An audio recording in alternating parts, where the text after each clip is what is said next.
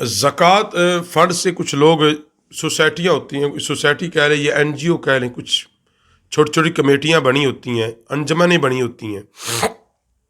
अब वो ज़कात फंड इकट्ठा करते हैं और फिर उससे कर्ज़ हसना लोगों को देते हैं और वो वापस लेते हैं। एक तो मसला ये है, क्या वो जायज़ है? दूसरा, कुछ लोग ज़कात का पैसा इकट्ठा करके उसको सूदी स्कीमों में, यानी कोई बैंक में रखवा देता है, कोई किसी सूदी कारोबार में लगा देता है और वहाँ से फिर जो मनफत लेता है उसको सूद ही है ना, वो जो लेता है वो कहता है देखो वो हम गरीबों में बांट देते हैं, और उसके लिए फिर तावीलात पेश करते हैं कि देखो ये कारोबार है, तो अब चूंकि ये एक बार देते तो एक ही बार बट जाना था, अब चूंकि वो उससे हासिल हो रहा है, अब वो ज़्यादा लोगों में तकसीम हो रहा है, ज़्यादा लोगों का पेट भर रहा है, वगैरह वगैरह। एक बात याद रखो,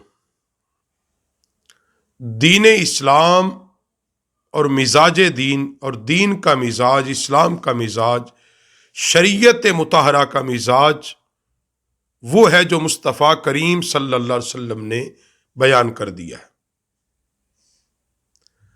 हमारी तबीयतों और मिजाजों का नाम दीन नहीं है, बल्कि हमें अपने ख्यालात, मिजाज और जहनों को शरीयत के ताबे करना है। ये बात एक तय है।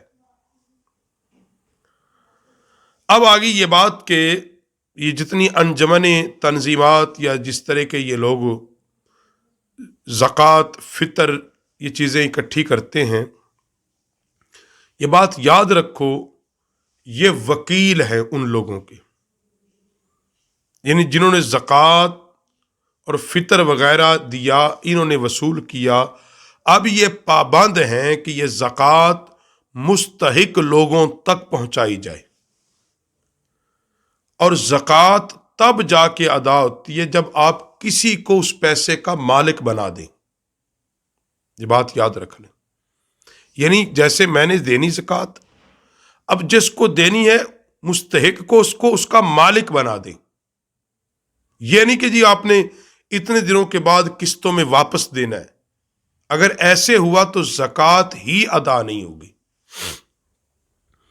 कुर्बानी की खालें वगैरह, ये जिस तरह की भी ये मामलात हैं, तो कोई इसको कर्ज हसना के तौर पर फिर किस्तों में वसूल करना, शरअन इसकी कोई इजाज़त नहीं है। वो अल्लाह के हुजूर इसके जवाबदेह हैं। रहा कर्ज हसना, भाई वो साहिब इस्तात और साहिब ताकत लोग इकट्ठे हों, अपने माल में से पैसा इकट्ठा करें, वो दें, वो लोगों को, गरीबों को दें और फिर किस्तों में वापस लें। लेकिन कर्जे हसना ज़कात में से दोगे तो वो ज़कात अदा नहीं होगी। कुछ तंजीम ऐसा करेगी, वो अल्लाह के हुजूर जवाबदेह होगी।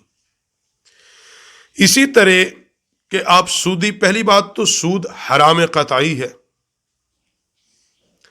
अल्लाह के नबी अलैहिस्सलाम ने वाइद फरमाई और लानत फरमाई कि सूद लेने वाला, देने वाला, सूद के ज़िम्मे में कारोबार करने वाला, यहाँ तक कि लिखने वाला, गवाह, उन तमाम हजरात पर अल्लाह रसूल की तरफ से लानत है।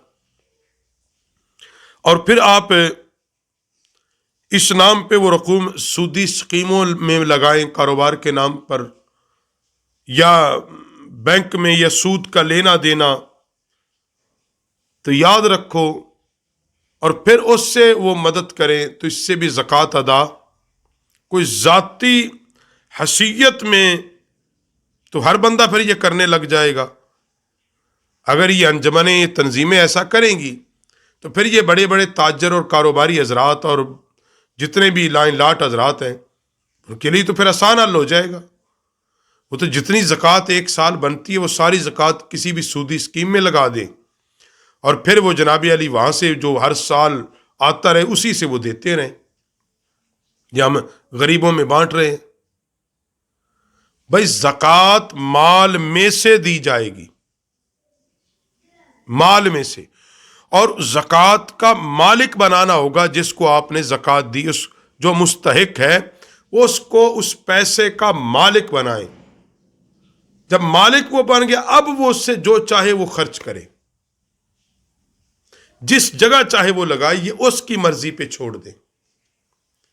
زکوٰۃ کا پیسہ دے کے آپ کسی کو پابند بھی نہیں کر سکتے، یہاں تک فقہا نے لکھا ہے کہ اس کو یہاں لگانا اور یہاں نہیں لگانا۔ بھائی آپ نے جب اس کو کلی اختیار دیا کہ آپ اپنی کسی بھی ضرورت کے کام میں، جائز اور ضرورت کے کام میں لگا سکتے ہیں، تو وہ اس کا مالک ہے۔ جب تک مالک نہیں بنایا زکوٰۃ نہیں ادا ہوئی۔ اور جتنی یہ تنظیمات ہیں یا انجمنیں ہیں، فلاحی ادارے ہیں، یہ زکوٰۃ وصول جب کرتے ہیں، یہ کہہ کر کرتے ہیں کہ آپ کی زکوٰۃ ہم مستحقین تک پہنچائیں گے۔ تو وہ زکوٰۃ مستحقین تک پہنچانا ان کے لیے لازم ہے۔ اس کے علاوہ اگر کوئی کرتے ہیں قرض حسنہ کی صورت یا کسی سودی اسکیموں میں انویسٹمنٹ کی صورت یا کوئی اور صورت یا کاروباری صورت، تو اس سے وہ اللہ کے حضور جواب دہ ہے اور قیامت کے دن ان کو جواب دینا پڑے گا۔